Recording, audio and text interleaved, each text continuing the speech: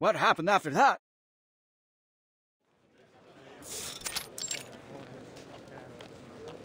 The treasure hunters must have opened the secret chamber and found the Compliner's relics, right? Well, there was no treasure inside. Just a few letters and a painter's address. That's it? What about all those symbols? Don't tell me you made it all up. Easy, easy. Allow me to continue. Long after the poor painters and artisans scattered to the wind, each of them received a special pigment from Uccello. They used it on other projects they worked on, leaving their signatures, these symbols behind to mark their work. And so concludes our Firenze fresco mystery. To celebrate this touching story, I've hired a team of talented artists to reproduce their paintings in a new book. And I gave it a wonderful title. La Primavera di Firenze. Che delusione. È un titolo terribile. Oh, I've got something even better here. A map straight from the Spanish court with a direct route to India. Think of the opportunities that await you.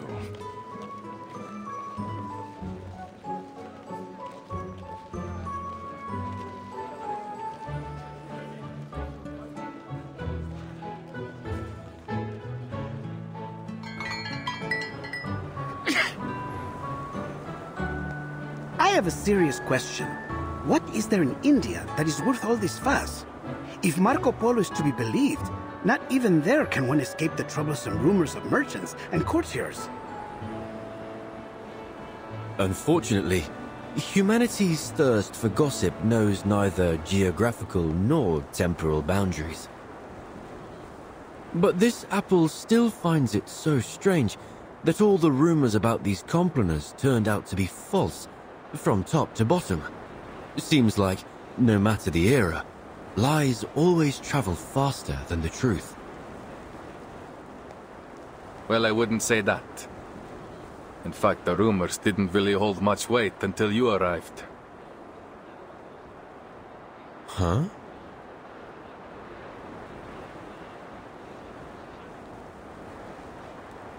The Compliner's relics weren't the most important thing we were searching for. In fact, we were looking for an apple. One very much like you. So when you turned up, looking like the very apple we had lost, it was only natural for us, and the Templars, to keep an eye on you. Of course, it turns out you weren't the apple we were looking for. And you're only telling me this now? I thought we were friends. It's only because I consider you friends that I had to keep this from you. That apple brings bloodshed and war wherever it appears. Well, then it does sound like quite the troublesome thing.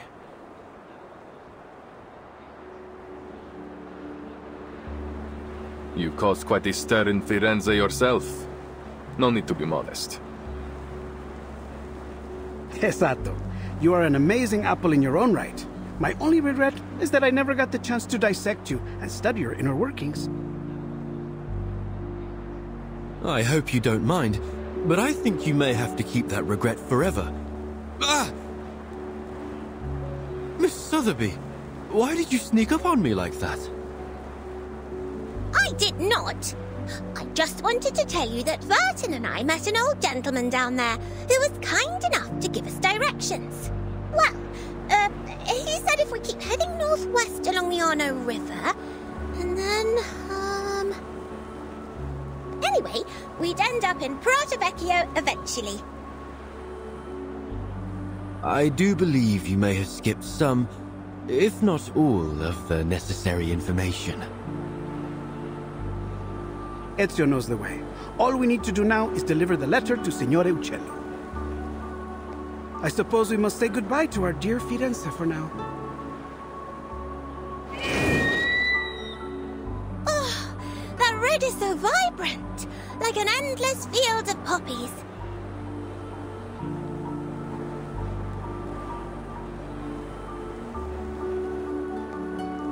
What did I say? This place has the best view. It is positively gorgeous. I see why you insisted we all come up here together. A place of beauty like this is a fitting place for farewells.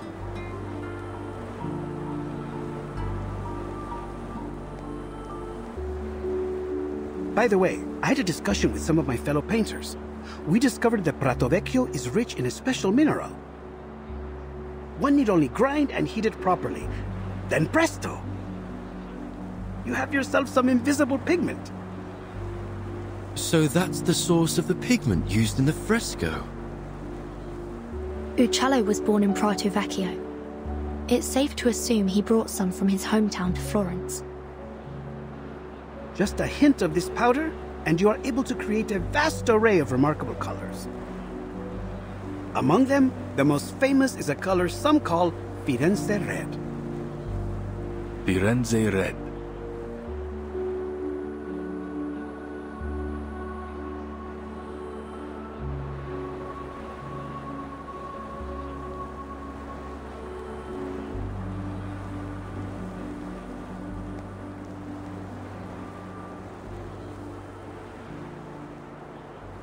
It's a good name.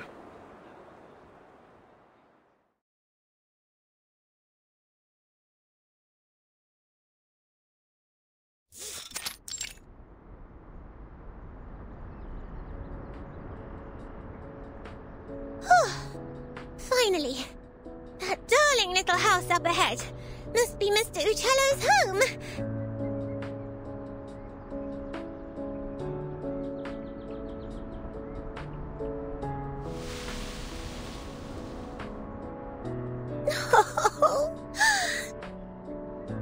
I just realized something. When he learns from us that his friend Bianca has been dead for years, he might be very sad. Signore Uccello, if he's even still alive, will be an old man by now. A man of his age grows familiar with death and farewells.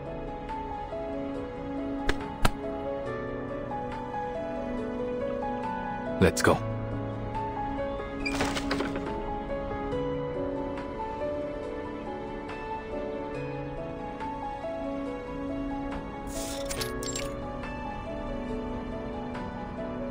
Oh, who are you? Where did you pop up from?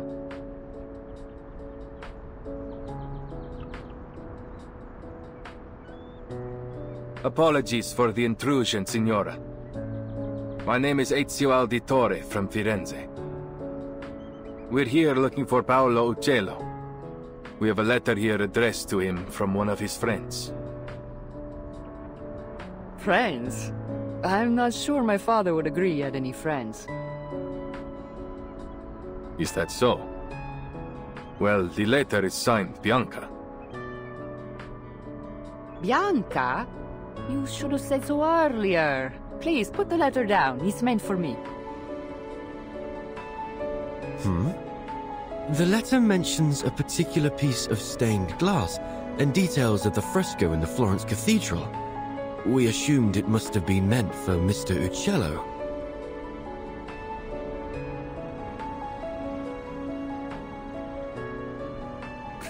It appears I've deceived you as well. Allow me to introduce myself. I am Antonia Uccello. And perhaps the Uccello you friendly strangers are looking for.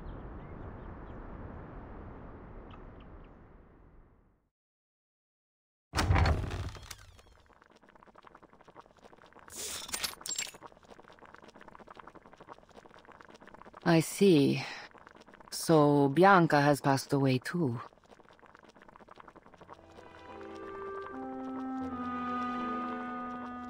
That fresco was the last work we did together. Father passed away soon after, leaving behind my sick mother and a pile of debts. I used to follow Father wherever he went, whatever job he took. Sculpture, masonry, painting, frescoes, everything. I learned all I could from him, and after he died, hoped to accept commissions independently. But as a woman, it was almost impossible. But once I left Firenze and began using Father's name to make a living, some of his old patrons were kind enough to keep sending work my way, provided I concealed my true identity. Oh, so you're the imposter!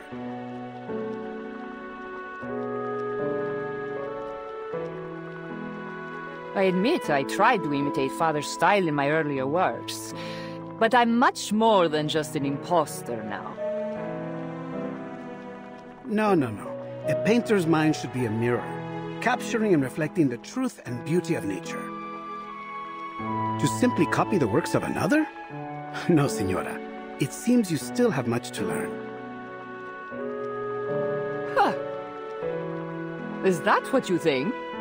Well, I've heard it all before. Mine's as a mirror.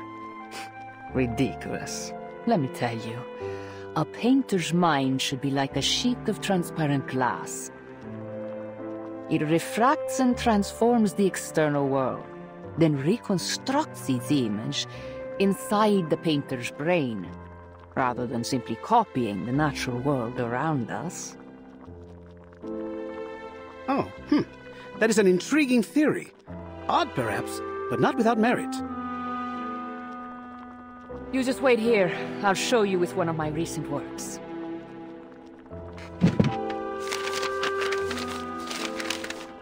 She seems so full of life. She reminds me of my sister. Women like her have seen much pain, but they never let it defeat them. If only her understanding of painting were a bit more profound, I believe we might become good friends.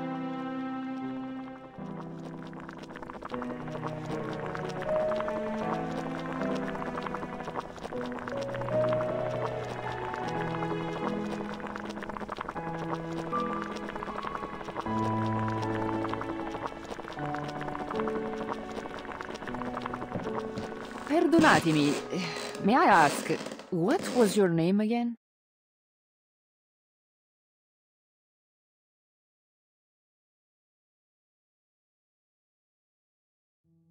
You said you are an auditore, see?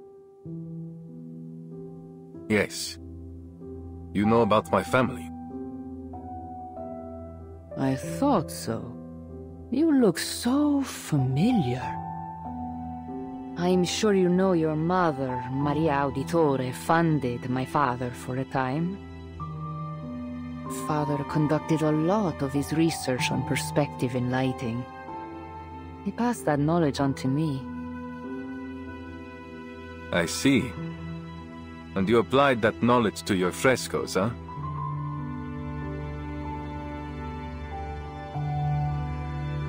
What goes around comes around, right? Architects, sponsors, painters, artisans, assassins, outsiders. Our identities may differ, but our actions are all deeply interconnected. This apple has never felt so moved by the warmth and power of community. I heard a lot about your family from Father.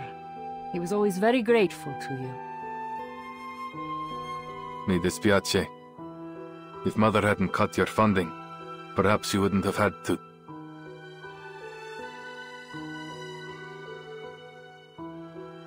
Your family helped us more than we could have ever asked for.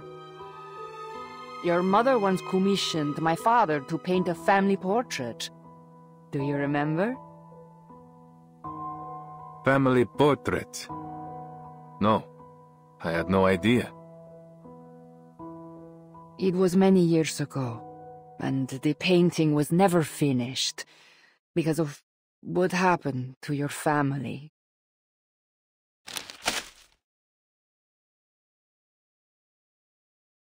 This is the only draft left, but I believe it should be returned to you.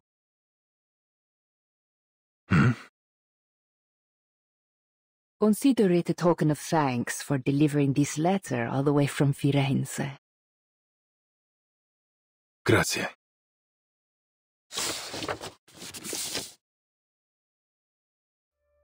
This is...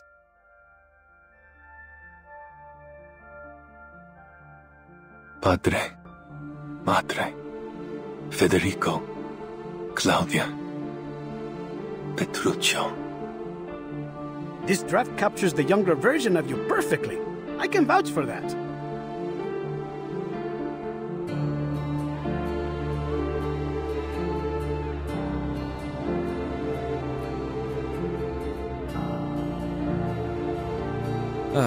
What a lovely family portrait. Even the weather looks lovely. The painter did a great job capturing a wonderful moment. One of the sweetest of my life.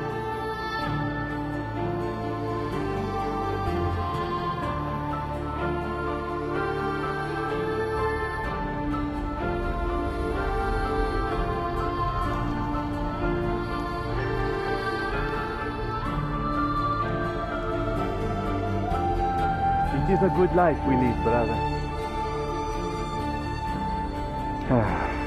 The best. May it never change.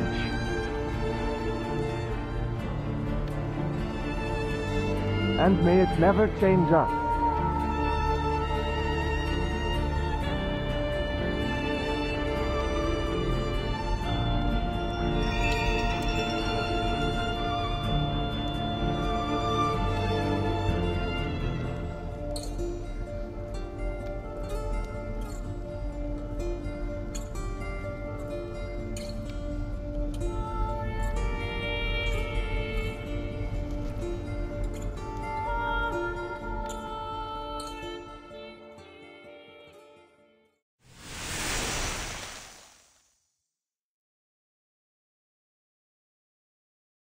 You